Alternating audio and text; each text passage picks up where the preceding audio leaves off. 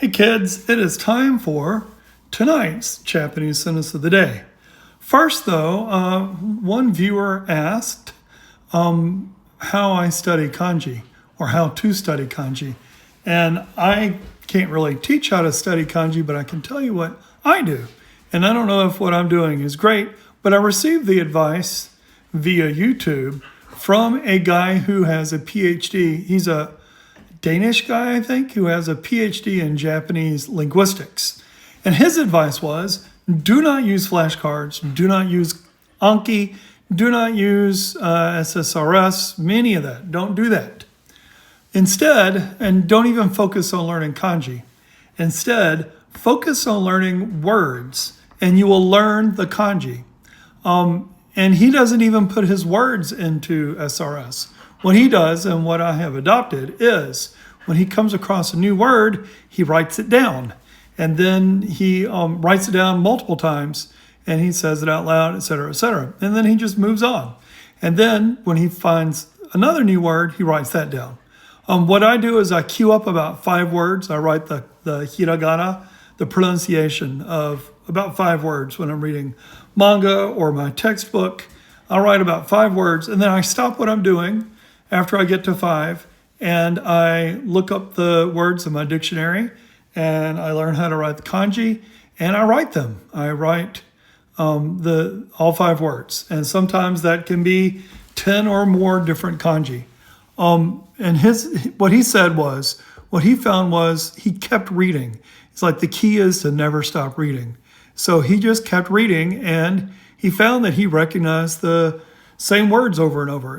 In Japanese, just like in English, and I would guess most other languages, there are words that are very common and you see them quite often, and there are words that aren't as common and you won't see them as often. Same thing with kanji. And you just learn all the most common ones, and then you just keep learning, you keep writing down the ones that you don't recognize, and eventually, if you write them down enough, he says, he began learning the kanji. He's got a PhD, so he probably knows what he's doing. To tell the truth, I have gone through thousands of cards in SSRS systems up to this point, and I just got burned out. And then I decided to follow this guy's advice, and I don't know if it's worked out for me yet or not. Time will tell. So on to tonight's sentence of the day.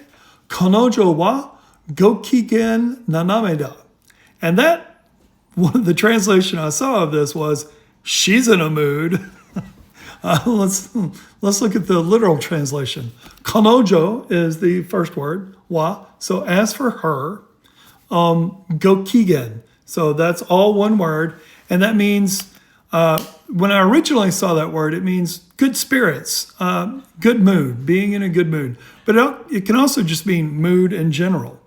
And then nanameda means slanted or diagonal. I think it most literally translates to diagonal, nanameda. So the literal translation of this could be, she's in a slanted mood. But you can also find definitions for nanameda, or not nanameda, it's just naname. Da is the couple of the ends of the sentence. Naname, you can find definitions of that's distorted in a bad way, bad spirits. So yeah, that kind of leads to the original definition. She's in a mood. Kanojo wa gokigen nanameda.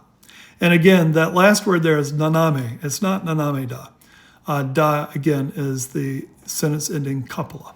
Anyway, that's it for tonight.